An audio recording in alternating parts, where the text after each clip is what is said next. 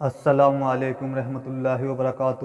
دوستو ہم آپ سبھی کے لیے مولانا ارشد مدنی کا بیان لے کے آئے ہیں جو اندرا گاندھی اسٹیڈیم میں دلی میں ہوا۔ آپ سے گزارش ہے بیان کو مکمل سنیے گا۔ چینل پہ نہیں ہو تو چینل کو سبسکرائب ضرور کر لینا۔ تو چلو چلتے ہیں اس بیان کی اور۔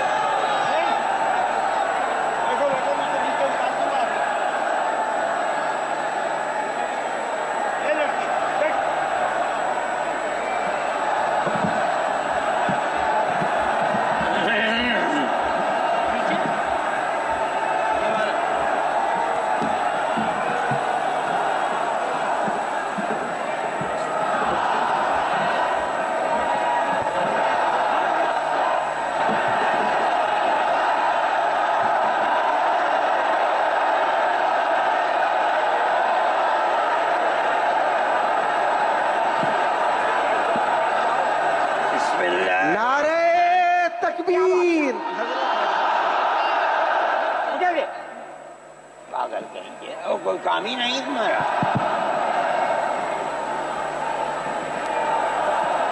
بسم اللہ الرحمن الرحیم۔ الحمد للہ نحمده ونستعینه ونستغفره ونؤمن به ونتوکل علیہ ونعوذ باللہ من شرور انفسنا ومن سیئات اعمالنا من يهده الله فلا مضل له ومن يضلله فلا هادي له ونشهد أن لا إله إلا الله وحده لا شريك له ونشهد أن سيدنا ومولانا محمدا عبده ورسوله اما بعد۔ مسلم پرسنل لا بورڈ کے صدر محترم نائیڈو صاحب کے نائب صدر اور ہمارے مہدی صاحب، دوسرے حضرات جو یہاں بیٹھے ہوئے ہیں، اور یہ جمع غفیر لاکھوں آدمی جو آئے ہیں جمعیت علماء کی دعوت پر، میں جمعیت علماء کے ان ورکرز اور آئے ہوئے مہمانوں کا دل کی گہرائیوں سے شکریہ ادا کرتا ہوں۔ جن لوگوں نے جمعیت علماء ہند کی دعوت پر اپنے احباب کو جمع کیا اور اپنے خرچ سے جمعیت علماء کا ایک پیسہ کیا پھوٹی کوڑی بھی نہیں لگی، آپ ہی لوگ کروڑوں روپیہ خرچ کر کے اپنی بسوں کا خود ہی انتظام کر کے یہاں تشریف لائے دعوت پر اور آ کر بیٹھے۔ جمعیت علماء ہند کے خدام کے دل میں اس کی بڑی قدر ہے۔ اللہ آپ حضرات کو اس کا بہتر بدلہ عطا فرمائے۔ میرے محترم بزرگوں، آج ہی کا مسئلہ یہ نہیں ہے۔ جمعیت علماء ہند کی ایک تاریخ ہے، اور ایسی تاریخ ہے اپنے اس ملک کے لیے جو کسی دوسری ہندو مسلم پارٹی کے پاس نہیں ہے۔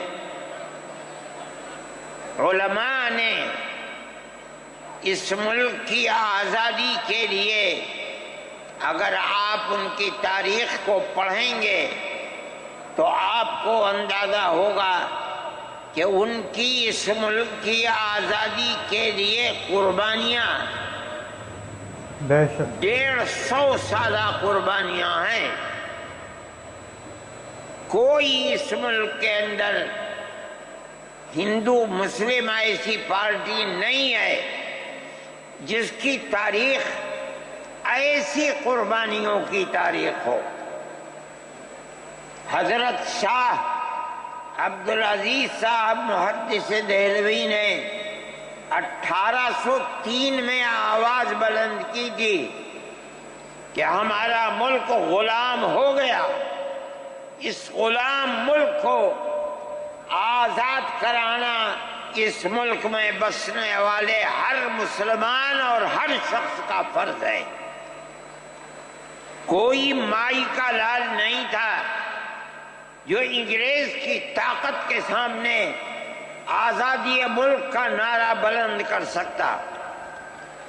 ایک مسلمان عالم دین نے اسی دلی کے اندر اس نعرے کو بلند کیا، اس کی جائیداد قلق کر لی گئی، اس کے مدرسے کو دفن کر دیا گیا، اس کو دلی بدر کر دیا گیا، لیکن یہ مسلمان ایسے نہیں تھے جو کسی ملک کے پیسے یا اس کی سطوت اور اس کی طاقت کے سامنے سر جھکا دیتے۔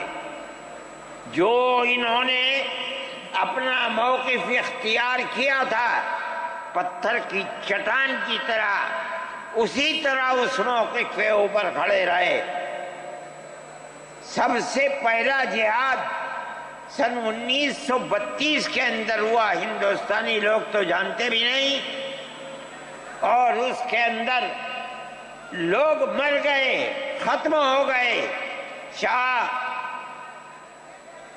عبدالعزیز صاحب کے رشتے کے، ان کے قریب، ان کی اولاد میں شاہ اسماعیل شہید اور رائے بریلی کے شاہ احمد شہید، دونوں کے دونوں ختم ہو گئے، شہید ہو گئے بالا کوٹ کے میدان میں، لیکن پیچھے نہیں ہٹے۔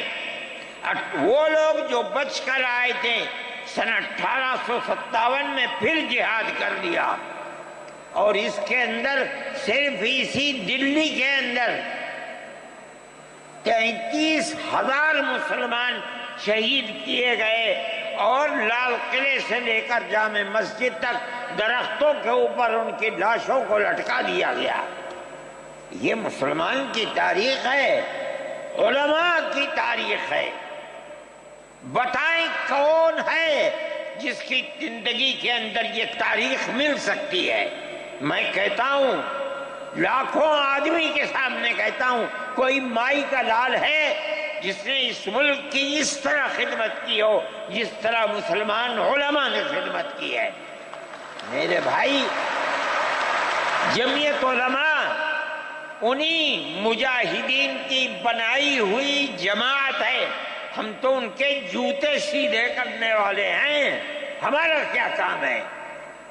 ایک ہی کام ہے کہ انہوں نے جو جمعیت کی بنیاد کے اندر ہندو مسلم اتحاد اور ملک کے ہر بسنے والے کو ایک پیغام دیا تھا پیار و محبت کا، ہم اسی پیغام کو لیے بیٹھے ہوئے ہیں۔ ہمارا کام صرف اتنا ہے، دنیا توڑنا چاہتی ہے، حکومتیں برباد کرنا چاہتی ہیں، فرقہ پرست ذہنیت آگ لگانا چاہتی ہے، یہ نعرہ دینا چاہتی ہے کہ ہندو الگ، سکھ الگ، مسلمان الگ۔ ہم کہتے ہیں نہیں، ہندو مسلم سکھ عیسائی بھائی بھائی۔ یہ ہمارا پیغام نہیں ہے، ان بزرگوں کا پیغام ہے جنہوں نے پھانسیوں کے تختوں کو چوما، اپنے اس ملک کے لیے چوما ہے، اس کی آزادی کے لیے چوما ہے۔ اس ملک کے اندر یگانگت اتحاد جس کو آج آگ لگایا جا رہا ہمارے بزرگوں نے اسی اتحاد کے لیے اپنی قیمتی جانوں کو قربان کیا ہے، اور ان کا مقصد یہ تھا کہ ملک آزاد ہو جائے، حکومت ایسی بننی چاہیے جو حکومت سیکولر حکومت ہو، کسی کا حق نہ جائے۔ کانگریس اس لیے نہیں بنی تھی، یہ 1803 کی آواز ہے کہ ملک غلام ہو گیا، جہاد کرنا فرض ہے۔ کانگریس کا تو وجود بھی نہیں تھا، کانگریس تو 28 دسمبر 1985 کو بنی ہے، اور اس کا پہلا اجلاس بمبئی کے اندر ہوا ہے۔ آپ لوگ سمجھیں اس کو، کانگریس ملک کو آزاد کرانے کے لیے نہیں بنی تھی، کانگریس کی تجویز موجود ہے۔ وہ کہتے ہیں کہ ہندو مسلم ملک کے بسنے والوں کی اس جنگ و جدال سے دو جہاد، سن 32 کا 1857 کا، اس جہاد کے نتیجے میں جو برطانیہ کی حکومت اور ہندوستان کی حکومت میں دوری پیدا ہو گئی ہے، کانگریس کا مقصد تھا کہ اس دوری کو ختم کر دیا جائے، ملک کو اپنے گردن سے زنجیر غلامی کی نکال کر توڑ دیا جائے، کانگریس کا مقصد نہیں تھا۔ میں آپ سے کہتا ہوں یہ بات ہے، اور کانگریس کی تجویز میں موجود ہے، کوئی اس کی تردید نہیں کر سکتا۔ کسی نے حضرت گنگوہی رحمت اللہ علیہ سے پوچھا کہ ایک جماعت بنی ہے جو ہندوؤں نے بنائی ہے انگریز کے ساتھ مل کر، کیا مسلمان اس جماعت میں شریک ہو سکتا ہے؟ حضرت نے فتویٰ دیا اور یہ کہا کہ جس طرح اپنے کاروبار میں ہندو مسلمان شریک ہو سکتا ہے، اسی طرح اس پارٹی کے اندر بھی ہندو مسلمان شریک ہو سکتا ہے، بشرطے کہ دین کو کوئی نقصان نہ پہنچے۔ اس فتوے کا نام ہے نصرت الابرار، جو پرانی مکتبیں ہیں، لائبریریاں ہیں، یہ آج بھی وہاں موجود ہے۔ یہ صرف فتویٰ نہیں ہے، یہ اس لیے ہے کہ یہ اشارہ ہے کہ مسلمانوں کو کانگریس کے ساتھ شریک ہونا چاہیے، اور کانگریس کے اس نظریے کو بدلنا چاہیے۔ کانگریس کے اندر مستقل غلامی کی زنجیر کو توڑنے کے لیے اور انگریز کے ساتھ جہاد کرنے کے لیے تیار کرنا چاہیے۔ مسلمان جوق در جوق اس کے اندر شریک ہوئے، کانگریس کے اس نظریے کو بدل دیا اور کانگریس کو ملک کی آزادی کے لیے کھڑا کر دیا۔ یہ مسلمان کا، علماء کا، جمعیت علماء کا کردار ہے۔ کوئی مانے نہ مانے، تاریخ میں لکھی ہوئی چیزیں ہیں، ہم سے پوچھے ہم وہ تاریخ کی لکھی ہوئی چیزیں لیں گے؟ ہماری تاریخ کو مٹا دیا گیا۔ وہ طبقہ جو آج ملک کے اندر اسلام اور مسلمانوں کو دفن کرنا چاہتا ہے، وہ ہماری تاریخ کو دفن کرنے کے اندر کامیاب ہو گیا، مگر ہم کہتے ہیں یہ ہماری تاریخ ہے۔ میرے بھائی، ملک اسی طرح چلتا رہا، جیسے جیسے آزادی قریب آتی رہی، جمعیت علماء ہند وہ تنہا ایک جماعت تھی جو برابر موتی لال نہرو، جواہر لال نہرو، گاندھی جی سے یہ بات کہتی رہی کہ ہمیں ضمانت دو، ہم 143 سال ہیں ہماری زندگی، جہاد کی زندگی، ہمیں یہ ضمانت دو کہ ملک آزاد ہوگا تو اس کا کردار سیکولر کردار ہوگا، دستور سیکولر دستور ہوگا، جس کے اندر ہندو، مسلمان، سکھ، پارسی، عیسائی ہر ایک کو اپنے مذہب کے ساتھ جینے کا حق ہوگا، اور حکومت کا کوئی مذہب نہیں ہوگا۔ بے شک ہمارے پاس تجویزیں موجود ہیں، برابر ہمیں مفتی کفایت اللہ صاحب جو جمعیت علماء کے اس وقت صدر تھے، نام لے کر ان کے پاس موتی لال نہرو، گاندھی جی، یہ لوگ اپنی ورکنگ کمیٹیوں کی تجاویز بھیجتے ہیں، مفتی صاحب کرم فرما، مفتی صاحب یہ ہے کہ ہمارا ملک جب آزاد ہوگا ہم گارنٹی دیتے ہیں کہ ملک سیکولر ملک ہوگا۔ اس کا کیا مطلب ہے؟ ہمارا کردار، ہمارا مذہب، ہمارا وقت، ہر چیز آزاد رہے گا، مسلمان جس طرح چاہے گا اپنی زندگی گزارے گا، اپنے مذہب کو سینے سے لگا کر زندگی گزارے گا۔ میں یہ بات صرف ہوائی نہیں کہہ رہا ہوں، آپ غور سے اس تحریر کا ایک ایک لفظ سنیں۔ ہری پور ضلع سورت کا اجلاس عام جو 19، 20، 21 فروری 1938 میں، 47 میں ملک آزاد ہوا، یہ اجلاس 1938 میں، اس سے بھی 9 سال پہلے، یعنی آج کے مقابلے میں 80 سال پہلے یہ اجلاس ہوا تھا۔ اس کے اندر تجویز دیکھیے آپ، ورکنگ کمیٹی نے 1937 میں اپنی کلکتے کی میٹنگ میں اقلیتوں کے حقوق پر جو تجویز پاس کی تھی اسے یہ کانگریس منظور کرتی ہے، اس وقت کی بات ہے، اور نئے سرے سے اعلان کرتی ہے کہ ہندوستان کی اقلیتوں کے تمدنی، مذہبی اور لسانی حقوق کی حفاظت کرنا کانگریس کا پہلا فرض اور بنیادی پالیسی ہے، تاکہ حکومت کی کسی بھی ایسی اسکیم میں جس میں کانگریس شریک ہو اقلیتوں کو ترقی اور نشو و نما کا زیادہ سے زیادہ موقع مل سکے۔ آپ الفاظ پر غور کیجئے، اور وہ قوم کی سیاسی، اقتصادی اور کلچرل زندگی میں پورا حصہ لے سکے۔ اس کے بعد اس بنیاد پر مسلمانوں کو مطمئن رہنا چاہیے کہ آزاد ہندوستان کی حکومت میں ان کا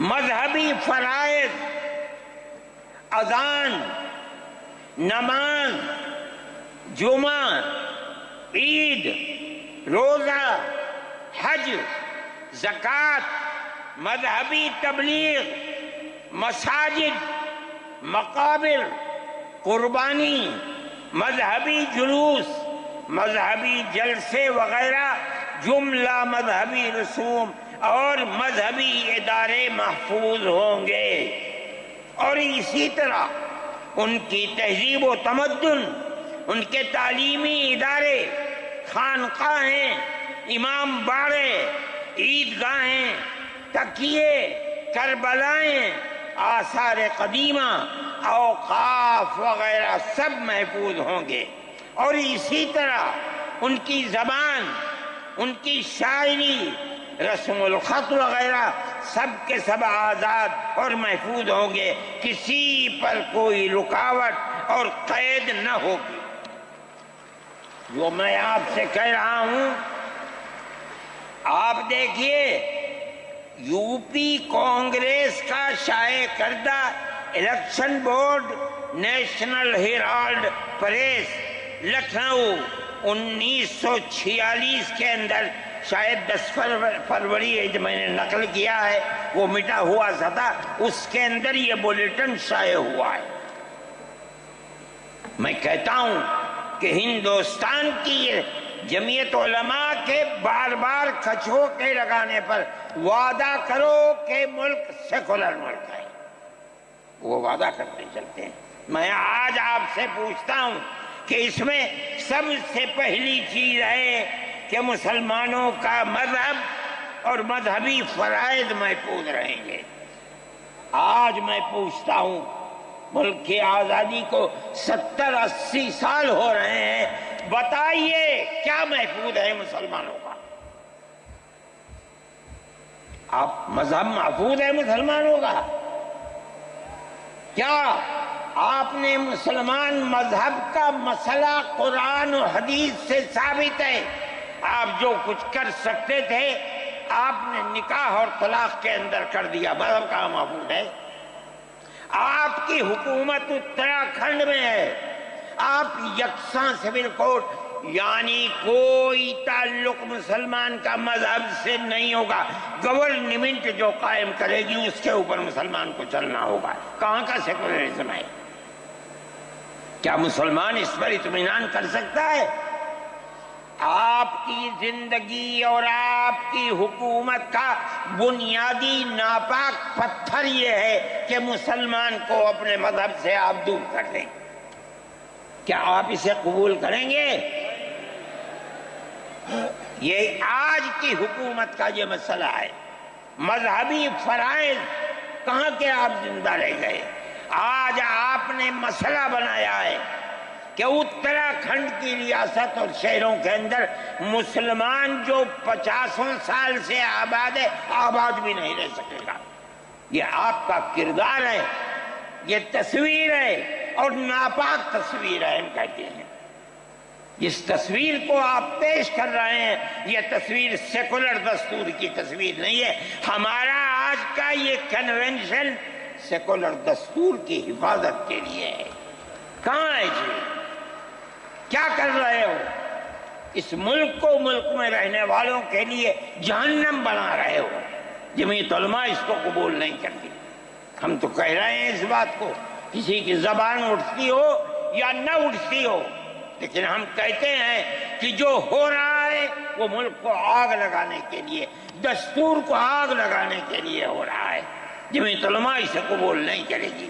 اگر جمعیت علماء نے اس بدترین حکومت جو یہ کہتی تھی کہ ہماری حکومت میں سورج نہیں ڈوبتا، جمعیت علماء نے کبھی اس کے سامنے سر نہیں جھکایا ہے، اس کے بعد ہم کس کے سامنے سر جھکائیں گے؟ ہمارا سر صرف ایک اللہ کے سامنے جھکتا ہے اور کسی کے سامنے نہیں جھکتا۔ میرے بھائی، آپ ایک اس کو لیتے ہیں، میں کہتا ہوں اے تو بیٹھا، آپ کیا کہتے ہیں؟ اس کے اندر جہاں ہے وہاں اسی طریقے سے اوقاف وغیرہ سب محفوظ ہوں گے۔ اوقاف محفوظ ہیں، یہ آپ کے سامنے حضرت مولانا بیٹھے ہوئے ہیں، تقریر کی ہے۔ اوقاف کو ہڑپنا چاہتے ہیں۔ ہماری مسجدیں اسی دلی کے اندر 400 500 سال کی مسجدیں ہیں، جس میں جمعیت علماء کا دفتر بنا ہوا ہے، عبد النبی اکبر کے زمانے کی مسجد ہے۔ اور کتنی مسجدیں ہیں جن کے پاس اوقاف، اللہ اکبر، لاکھوں کروڑ کے اوقاف ہیں۔ جونپور میں جا کر کے دیکھو کیسی مسجدیں ہیں، دلی کے قرب و جوار میں دیکھو کتنی بڑی بڑی مسجدیں ہیں۔ ہندوستان کا وہ طبقہ جو ان مساجد کے اوقاف کو ہڑپ کرنا چاہتا ہے، کہتا ہے اگر کسی وقف زمین یا مسجد یا کسی بھی چیز کے کاغذات وقف کے نہیں آئیں اس کو وقف نہیں مانا جائے گا۔ کون 500 سال پرانے کاغذات لا کر کے پیش کر دے گا؟ قانون یہ تھا کہ جو مسجد بنی ہے، جو وقف پر بنتی ہے وہ وقف ہے۔ آپ کو کیا درد ہے کہ آپ اس وقف کو ختم کرتے ہیں؟ اس کا مطلب ہے مسلمانوں کی زمین کو ہڑپ کرنا چاہتے ہو، حرام کھانا چاہتے ہو، اس لیے ان اوقاف کو ہڑپ کرنا چاہتے ہو۔ ہم اس کو قبول نہیں کرتے۔ بے شک اوقاف ہمارے آباء و اجداد کے کیے ہوئے ہیں، اوقاف اللہ کی ملکیت میں دیے ہوئے ہیں، مسجدیں بنی ہوئی ہیں، آپ ان کی حفاظت کیجئے، اس لیے کہ ہم اس ملک کے رہنے والے ہیں۔ ہم باہر سے آئے ہوئے نہیں ہیں. اگر ہندو گوجر ہے مسلمان بھی گوجر ہے، اگر ہندو جاٹ ہے مسلمان بھی جاٹ ہے، اگر ہندو راجپوت ہے مسلمان بھی راجپوت ہے. جاؤ دیکھو کشمیر کے اندر اگر ہندو برہمن ہے مسلمان بھی برہمن ہے. ہم اسی ملک کے رہنے والے ہیں.